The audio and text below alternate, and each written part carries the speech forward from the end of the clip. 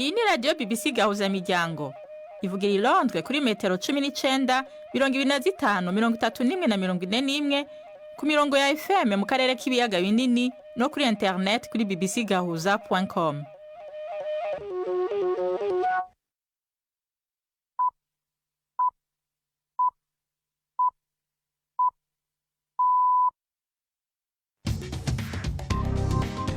Ubu ni saa 10 n'igice ku isaha mpuzamakungu ya GMT, isaha 12 n'igice mu Rwanda no mu Burundi. Muri kumwe na Nina Iradukunda. Nabahaye mwiriwe n'ikaze bakunzi ba BBC Gahuzamiryango. Izi ni ingingo nkuru z'amakuru no musi kwa gatatu tariki 22 z'ukwicumi mu 2025. Leta y'u Burundi yishuye ku myidogo y'uko iminsi yo kwibuka incungu itagihabwa ikibanza nk'ico yahorana.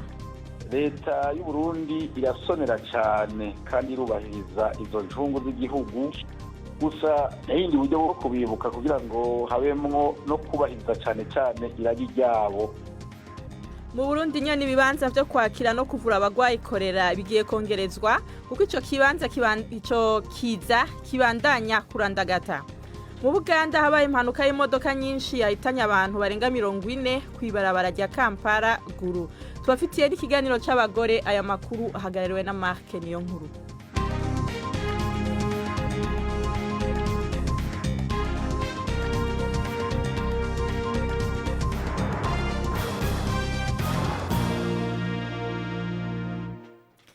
Idoni devyo vyase ni mukanya Pwidansenge yumva je kudusomera hayavugwa kwisi. Urukiko mpuzamahanga mpanabyaha rwatangaje ko Isiraheli yanyuranyije n'inshingano zayo mu mategeko mpuzamahanga igihe yakumiraga inkunga igenewe abanyapalestine muri Gaza. Igihe urukiko rwatangaga umwanzuro ushingiye ku bitekerezo byarwo, rwavuze ko Isiraheli nk'igihugu cyafashe ubugenzuzi bwa Gaza cyari gifite inshingano zo kwemera ko hatangwa uburyo bufasha inkunga kandi ko itagombaga gukoresha inzara nk'intwaro y'intambara. ICJ rwavuze ko Isiraheli yagombaga gukorana n'imiryango itanga inkunga yatanzwe na Loni irimo nka UNRWA. Uyu mwanzuro w'urukiko wari wasabwe n'akanama k'umuryango w'abibumbye nyuma y'uko Isiraheli ihagarikiye UNRWA iyishinja gukorana na Hamas. Hagati aho inteko ishinga amategeko ya Isiraheli yatoye ku majwi make yemeza umushinga w'itegeko watanzwe n'umudepite w'amatwara y'ubuhezanguni wemeza ubwigenge bwa Isiraheli ku ntara ya West Bank. Iri tora rihuriranye n'urugendo rwa Vice Perezida wa Leta Zunze Ubumwe za Amerika JD Vance rugamije kuganira ku mugambi w'agahenge.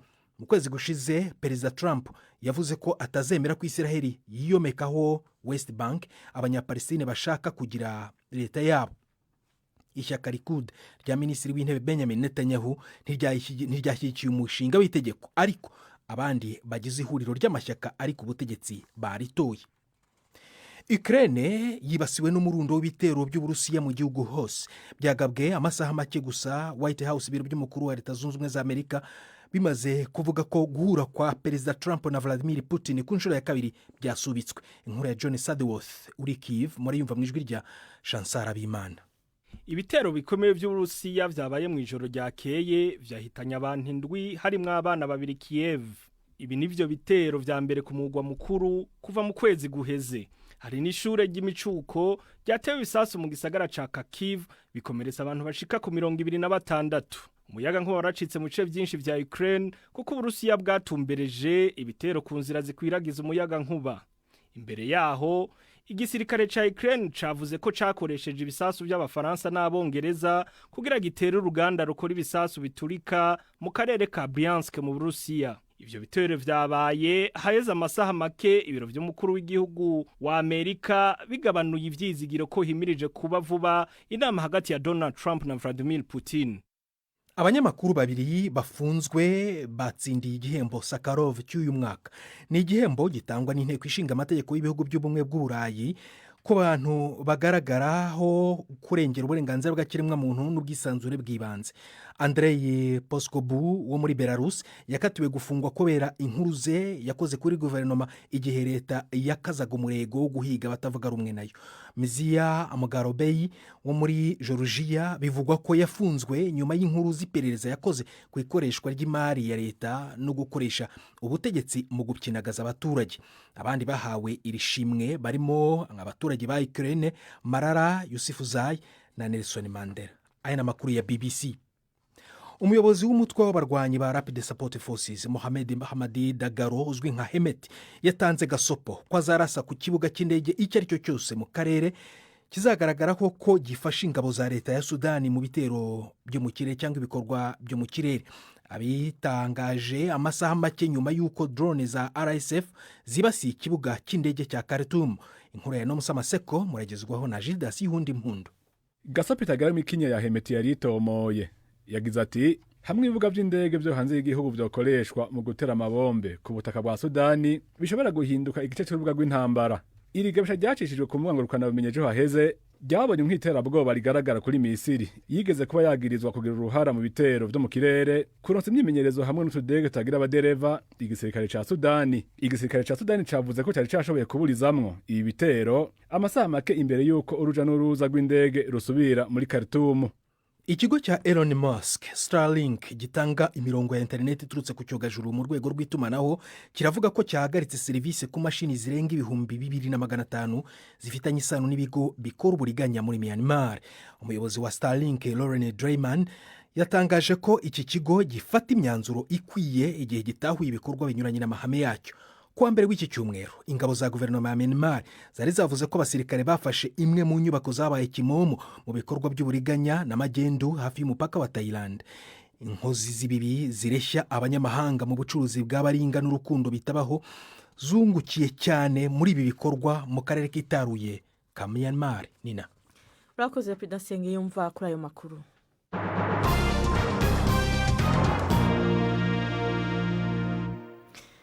Amakuru ku buryo burambuye tuyahere mu Burundi.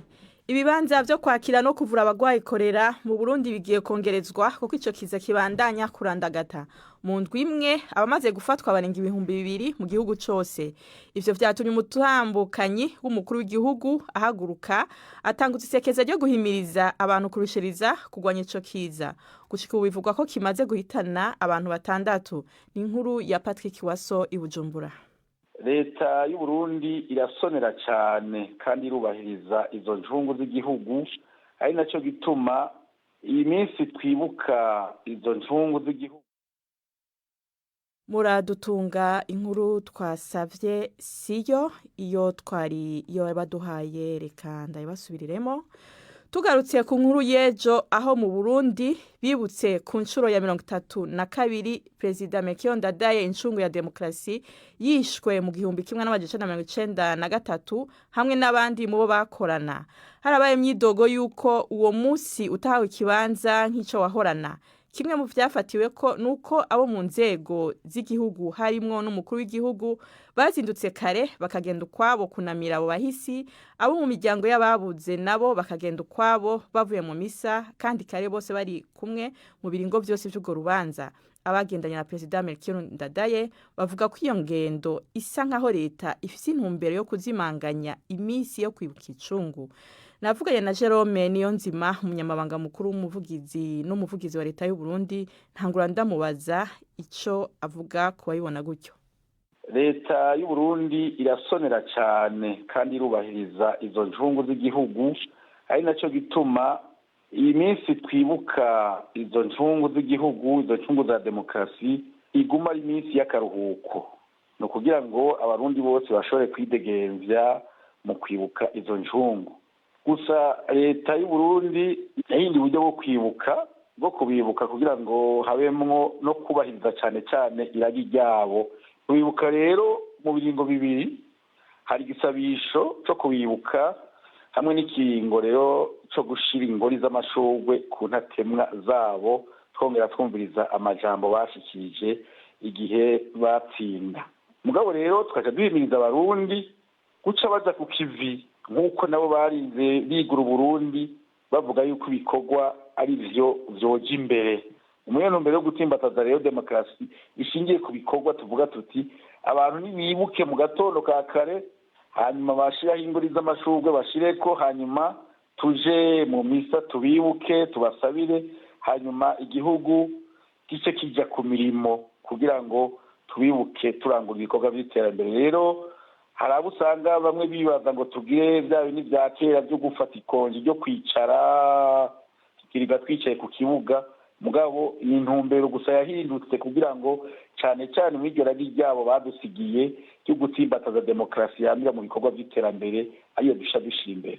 ko mwahora mukorera uwo mugigwa hamwe mugatangurira rimwe mugahereza rimwe, byagenze gute ngo inzego za leta n'abandi bubaho babikora ukwabo, hanyuma abajyango inshuti n'umugambwe w'abahisi babikora ukwabo bidoze bavuga ko bisa nk'ari ugushaka kuzimanganya iminsi yo kwibuka incungu z'Uburundi? Mubivuga ku iki? Ni ukutaratahura iyo ntumbero nshasha twabihaye yo kugira ngo dutsimbataze demokarasi ishingiye ku bikorwa by'iterambere.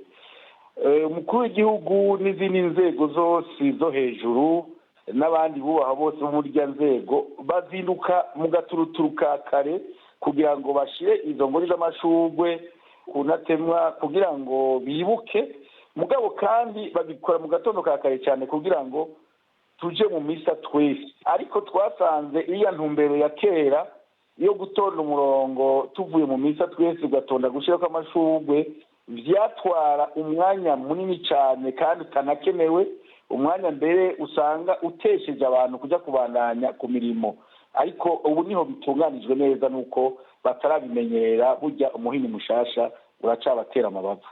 Mbega iyo mutegura imanza zo kwibuka muhora mubimenyesha imiryango y'amaraso na politike? Hariho ikintu abantu bataratahura kumbure bazoza baratahura buke buke, nuko Perezida Ndadaye burya ntacikirirwa Frodebu canke ngo yitirirwe umuryango wiwe. Perezida Ndadaye ni uw'igihugu. Iyo rero urubanza rwa Repubulika rugategurwa na Repubulika, hanyuma kandi iyo bageze rero gutumira niho baca babatumira bakabaha n'urutonde rw'ingene umwanya bazoza gushirako ingori z'amashurwe kugira ntihabe uwo musumikano. Uwo yari Jerome Niyonzima, umuvugizi wa leta y'u Burundi. Muradutunga ku kagurane mu buhinga bw'ivyuma twari twagize mu kanya. Tugaruke kuri ya nkuru yo mu Burundi nyene, aho ibibanza byo kwakira no kuvura abagwayi korera bigiye kongerezwa kuko ico kiza kibandanya kurandagata. Shika ku itariki yejo tumaze kuronka abagwayi bashika ku 2067 n'abagwayi benshi. Uwo ni muganga Nkenguru Sereriane ajeje indwara zibiza mu bushikiranganje bw'amagara y'abantu, yariko aratanga ibitigiri bishasha vya kolera mu Burundi. Yavuze ko umurindi kolera igezeko biteye ubwoba kuko ibitigiri vy'abafatwa bibandanya kuduga. Kubera uwo murindi mu bushikiranganje bw'amagara y'abantu bagiye kongereza ibibanza vyo kwakirira no kuvura abafashwe nk'uko vyemezwa na muganga Liliane Nkengurutse. Guherejo hariho ibindi bitaro bigiye gufasha kwakira abo bagwayi bakorera hariya mu Rubirizi, mbere mu nyuma umushikiranganje bw'amagara y'abantu buriko bararaba ukuntu no mu Buterere ko kugurwa bene ivyo bigo. Muri ico kiza ca kolera intara ya Bujumbura niyo iza imbere mu zigeramiwe cyane. Umukuru w'iyo ntara General Major Aloise Ndayikengurukiye avuga ko utwigoro two kugwanya iyo ndwara tubangamiwe n'ubukene bw'amazi meza. Aratangazwa kandi no kubona mu gisagara ca Bujumbura kugeza ubu hari ahantu badafise utuzu twa sugumwe dukwije amategeko y'isuku. Hariho ikibazo iruhande y'amazi, twabonye ari ikibazo gikomeye. Ntivyumvikana ko ariho twosanga hari abantu batagira amatwarete, batagira ubuzu bwa sugumwe, kandi ari ahantu hari abantu basirimu. Twasavye no mu ntwaro dusubire tubwire abajeje intwaro, abanyuma kumi, abakuru b'amakartier kugira barabe ko atarugo na rumwe rutagira twarete. Aho bazosanga hatari akazu ka sugumwe amategeko akurikizwe, kuko uyu azoba ariko aragwanya umugambi w'igihugu wo kugwanya iki kiza ca kolera. Urumva ohe ntabataniye n'umwasi w'igihugu. Umutambukanyi w'umukuru w'igihugu Angeline Ndayishimiye ahamagara umwe wese kugira isuku ahaba, agatera kamo abatware gushishikariza abo barongoye kugira isuku. Reka rero duhagurukire rimwe twese tugwanye ico kiza ca kolera. Savye kandi abajeje intwaro gukurikirana ibibanza bihurikiramwo abantu benshi kugira ngo bigumane isuku rikwiye, na cane cane mu tuzu twa sugumwe.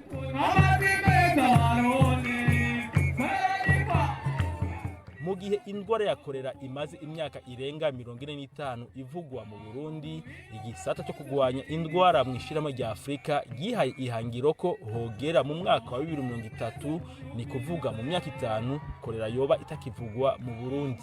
I Bujumbura, Patrick Waso. urakoze Patrick Waso, inkuru yawe dushikanye ku saa 11:44 muri studio za BBC London, saa 12:44 nyene mu Rwanda no mu Burundi. Amakuru yacarabandanya nyuma y'akaruhuko gato.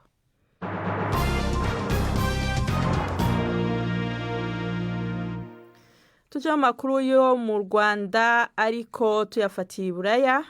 Mu rubanza rw'urujurire mu rukiko rwa Rwanda i Paris mu Bufaransa, abunganira mu mategeko Sostene Munyemana, umunyarwanda w'imyaka 70, basavye ko yezwa ku vyaha vya genocide yagirizwa.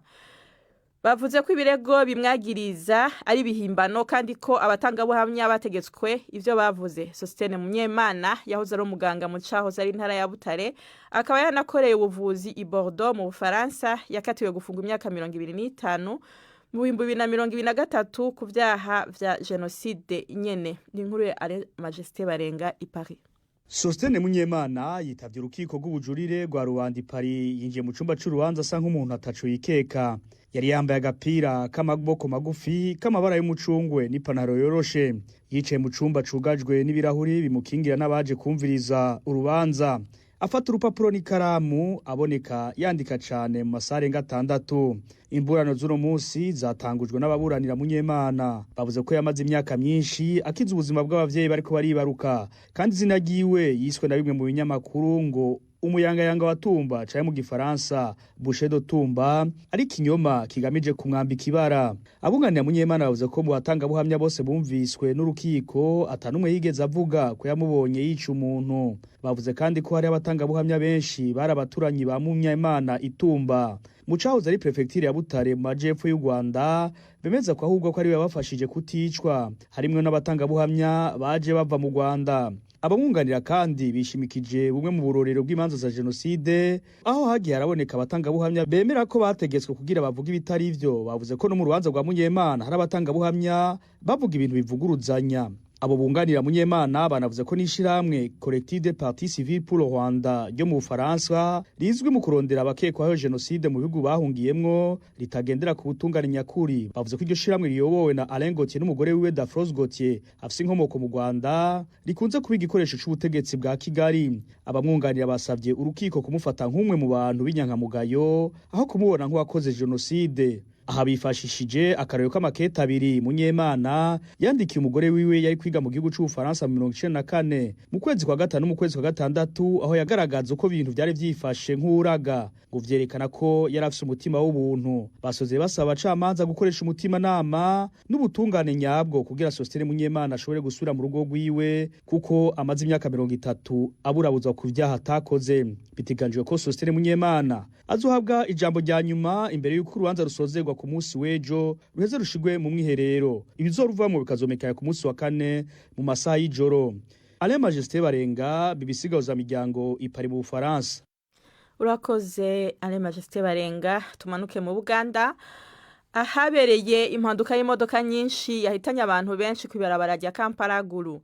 Gushika ubu bivugwa ko abapfuye barenga 60. Umukuru w'igihugu Yoweri Museveni yavuze ko babajwe cyane n'iyo mpanuka, yemera n'amafaranga yo gufasha imiryango yabuze ababo n'abakomeretse. Inkuru dushikirizwa na Gisele Berwa. Polisi ya Uganda yari yabanje gutangaza ko bapfuye barenga 60, nyuma ivuga ko yari yibeshye ku mibare kuko yari yabariyemo n'abaguye igihumure baje kuzanzamuka nyuma. Iyo mpanuka yabaye ubwo imodoka ebyiri zitwara abagenzi zagendaga mu byerekezo bitandukanye zagonganye, ubwo zarimo zigerageza kunyura ku zindi ebyiri harimo ikamyo n'imodoka nto. Iperereza ku cyateye impanuka rirakomeje. Abakomeretse bajyanwe mu bitaro bitandukanye byo mu mujyi wo mu burengerazuba wa Kiryandongo. Polisi yavuze ko irimo gukorana n'inzego zishinzwe ubuzima n'ubutabazi kugira ngo hamenyekane imibare ya nyayo, hanatangwa amakuru agezweho. Perezida Yoweri Museveni yavuze ko atewe umubabaro no kumenya inkuru y'iyo mpanuka, atanga ubutumwa buhumuriza imiryango y'ababuze ababo. Yasabye kandi ko habaho kwigengesera kugira ngo hirindwe bene izo mpanuka. Yategetse ko buri muryango w'ababuze ababo uhabwa 5 miliyoni z'amashiringi ya Uganda na 1 miliyoni ku bafite abakomeretse. Urakoze Gisele Berwa. Tugume mu karere. Umukuru w'igihugu cy'u Rwanda Paul Kagame yagenye abakenguza amateka 4 muri abo bagenywe harimo 2 bagarutse mu mabanga na 2 bashasha. Amategeko ararekurira umukuru w'igihugu kugena abakenguza amateka 8 bitabanje guca mu matora, ariko ntirivuga ico ashingira ko mu kubagena. Ni inkuru ya Jean Claude Mwambutsa i Kigali. Madame Valentine Uwamariya winjijwe ari mushya ni inzobere mu buhanga bw'ibijyanye n'ubutabire cyangwa siyanse. Ubu buhanga akaba yarabukuye muri kaminuza zo muri Afrika y'Epfo no mu Buholandi. Uyu yamenyekanye cyane ubwo yinjiraga muri guverinoma agizwe ministre w'uburezi, nyuma aza kugirwa ministre w'umuryango. Yabaye kandi ministre ushinzwe kurengera ibidukikije kugeza mu kwezi kwa 7 ku mwaka wa 2024. Kuva icyo gihe nta zindi nshingano zizwi yari afite. Mbere yo kwinjira muri politiki yabaye umwarimu wa kaminuza. Alfred Gasana we yabaye ministre w'umutekano w'imbere mu gihugu, ndetse amakuru akemeza ko uyu yabaye no mu nzego z'iperereza ry'imbere mu gihugu. Gasana yabaye kandi n'umudepite mu nteko ishinga amategeko. Mu mwaka wa 2024 Gasana yagizwe uhagarariye u Rwanda mu bwami bw'Ubuholandi asimbuye Olivier Nduhungirehe wari ushinzwe ububanyi n'amahanga. Ku mpamvu zitavuzweho, uyu Gasana yahise agarurwa mu gihugu ku mpamvu zitavuzwe, gusa hakaba hari amakuru avuga ko Ubuholandi bwamwanze. Undi wagenwe ku mwanya wa senateri ni umunyamategeko Evode Uwizeyimana, akaba ari inzobere mu by'amategeko. Ni umugabo uzwiho imvugo ikarishye iyo avuga kuri politiki y'akarere ndetse n'intambara zibera mu burasirazuba bwa Kongo. Uyu yari amaze imyaka 5 ari muri Sena, nabwo akaba yarinjiyemo agenwe n'umukuru w'igihugu. Mbere yo kwinjira muri Sena, Uwizeyimana yabaye umunyamabanga wa leta ushinzwe itegeko nshinga n'andi mategeko. Yanabaye kandi muri komisiyo yo kuvugurura amategeko, kandi ni n'umwe mu bavuguruye itegeko nshinga igihugu kigenderaho muri iki gihe. Jean Pierre Dusingizemungu we azwi cyane nk'umwarimu wa kaminuza, nawe yari amaze imyaka 5 muri Sena. Umwanya yari yashyizwemo n'ububasha bw'umukuru w'igihugu. Dusingizemungu yamenyekanye cyane no mu mashyirahamwe arengera uburenganzira bw'abacitse ku icumu, ndetse akaba yaranayoboye umuryango Ibuka. Aba bagomba gutangira imirimo muri Sena bamaze kwemezwa n'urukiko rw'ikirenga, ndetse bakanarahirira imbere y'umukuru w'igihugu. Jean Claude Mwambutsa, BBC Gahuza Miryango i Kigali. Urakoze Jean Claude Mwambutsa. Ubu n'umwanya w'ikiganiro c'inkino mushikirizwa na Yves Bucyana. Imikino kuri BBC Gahuza Miryango. Mwiriwe neza abakunzi ba BBC. Ay'imikino uyu munsi aribanda ku mikino ya Champions League ku mugabane w'Uburayi. Liverpool muri iri joro irakina na Frankfurt mu Budage, umukino wo kwigarurira icyizere nyuma yo gukubitwa imikino 3 ikurikiranye, harimo 3 ya shampiyona ya English Premier League. Uretse uwo mukino hari indi myinshi ikomeye iteganyijwe muri iri joro, aho Bayern Munich ikina na Club Brugge mu Bubiligi, Chelsea irahura na Ajax, Monaco yakire Tottenham, naho Sporting Lisbon ihangane na Marseille. Real Madrid irabiri mu rugo yakira Juventus. Mu mikino yarayibaye hinjiyemo akabagari k'ibitego 43, amakarita atukura 5, hatanzwe penalty 6 muri zo 5 zinjijwe. Arsenal yatsibuye Atletico Madrid ibitego 4-0, Barcelona inyagira Olympiacos 6-1, Paris Saint-Germain yo itsinda Leverkusen 7-2, Borussia Dortmund inyagira ikipe ya Copenhagen ibitego 4-2, Newcastle United itsinda Benfica ya Mourinho ibitego 3-0, PSV yatsinze 6-2 ikubita Napoli, Inter Milan itera 4-0 kwa Union Saint-Gilloise yo mu Bubiligi, na Manchester City itsinda Villarreal 2-0. Soreze ku nkuru y'ihagarikwa ry'umukino wa shampiyona ya La Liga ya Espanye, umukino hagati ya Villarreal na Barcelona wagombaga kuzabera muri Leta Zunze Ubumwe za Amerika mu kwezi kwa 12 tariki 20. Ibi rero ngo byababaje umuyobozi w'ikiramwe ry'umupira w'amaguru muri Espanye, Javier Tebas, wavuze ko ari ikintu kibabaje cyane kuri shampiyona ya La Liga mu rwego rwo kwimenyekanisha cyane. Ibi bikaba byatewe n'imyigaragambyo yo kutishimira imikino ya La Liga kujya gukinirwa mu bihugu byo hanze. Amakipe nka Real Madrid yari yabyamaganye yivuye inyuma, avuga ko kujya gukinira hanze kwimwe mu mikino ari icyasha kuri shampiyona ya La Liga. Ubutaliyani bwo bwamaze kwemeza ko umukino wa Serie A, no kuvuga shampiyona y'Ubutaliyani hagati ya Milan na Como, uzabera muri Australia mu kwezi kwa 2 umwaka utaha. Reka mpiniraha, ayo niyo y'imikino nabateguriye uyu munsi. Gendi Yves Bucyana.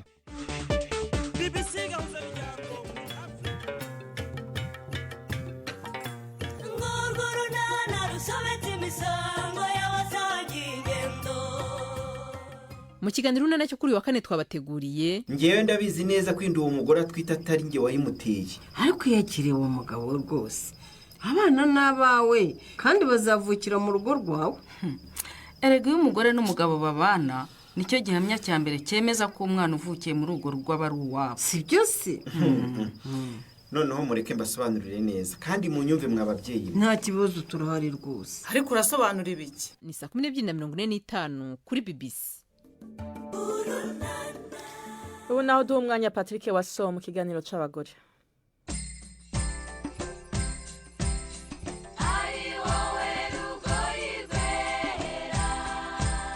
ndabaramukije nongera ndabaha n'ikaze muri iki kiganiro c'abakenyezi cyo kuri wa gatatu itariki 15 ukwezi kwa 10 umwaka wa 2025. muri iki kiganiro tuganira n'umugore umwe rukumbi arongoye intara imwe muri zitanu zigize Uburundi.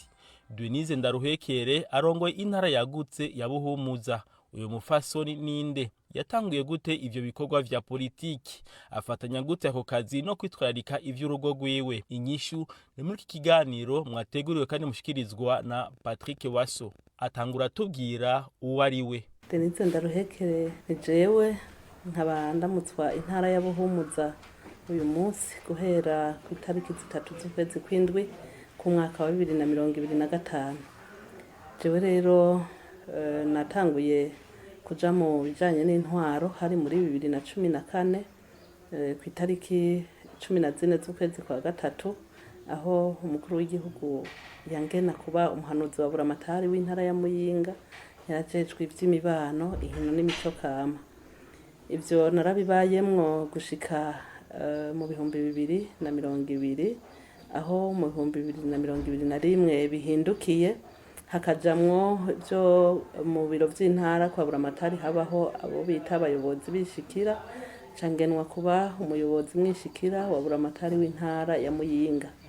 Niho rero nabandanirije ejo bundi muri 2025 amatora aheze, cangenwa kurongora intara ya Buhumuza.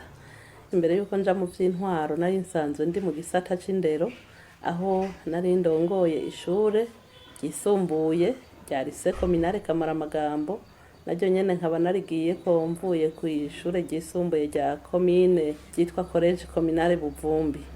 Ivyo rero maze gushika mu vy'intwaro zaramfashije kugira ngo shobore kwiyorienta neza canke gukora ibikorwa ntuje. amabanga mujejwe yo kurongora intara no kuba inarugo muyabangikanya gute? Jewe rero tuvugana ndubatse, mfise uwo twubakanye umufasha hamwe n'abana 3. abo bana 2 bari muri kaminuza, uwundi umwe nawe ari mu mwaka wa 11. kugira ngo dushobore guhurangura ibikorwa bijanye n'ivy'intwaro neza, bisaba ko tubanza uwo twubakanye tubanye neza, tukavyumva kumwe kugira ngo n'ivyo mu rugo tube tubitunganya neza. Ukijanye no gutunganya ivyo mu rugo ubifatanije n'intwaro navyo, nuvuga ntisi umutwaro muremure, kuko uraheza ukamenya ingene uvyipangako, ukamenya umwanya w'ibi n'umwanya wa biriya. Hanyuma ikindi kiba gikenewe no kwama turiko turagiriranira ibiganiro n'uwo twubakanye, ivyo mba mfise nk'amaprograme nkabimubwira, ivyihutirwa nkabimubwira, ibisaba ko nja ahandi hantu nkabimubwira, kugira ngo nawe yumve yuko hari ivyo menya ingene abaranyunganira, n'abandi kandi dusanzwe tubana muhira bashobora kuba baranyunganira umwanya mba ntahari. ingingo mufata nka buramatari w'umukenyezi, mubona abagabo bayikurikiza vyoroshe? Barazubahiriza kandi bategerezwa kuzubahiriza, kuko batazubahirije ntiboba bagagaye jewe, boba bagaye uwantumye nawe ni nyene shubahira umukuru w'igihugu. Ni iyihe mpanuro mwoha abigeme kugira ngo nabo nyene bazoshobora gushikira ibibanza bifatirwamo ingingo? Nk'impanuro noca ntanga ku bakiri bato kwaruka rw'abigeme, ni impanuro zibahamagarira kwiga. Hari igihe ushobora kurondera umuntu afise profile runaka, mugabo ugasanga nturi kuramuronka vyoroshe, bivanye nuko kuntu urwaruka rw'ubu rudahurumbira amashure ngo biga amashure maremare. Ikiganiro c'abakenyezi cy'uyu munsi kigarukiye ngaha, nawo butaha.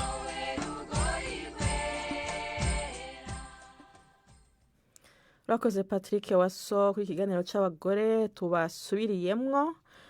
amakuru no munsi yagarukiye ngaha ku batashoboye kuyakurikirana marashobora kuyaronka ku rubuga rwacu rwa Facebook ariko BBC News Gahuza canke ku rubuga rwacu rwa internet ariko bbcgahuza.com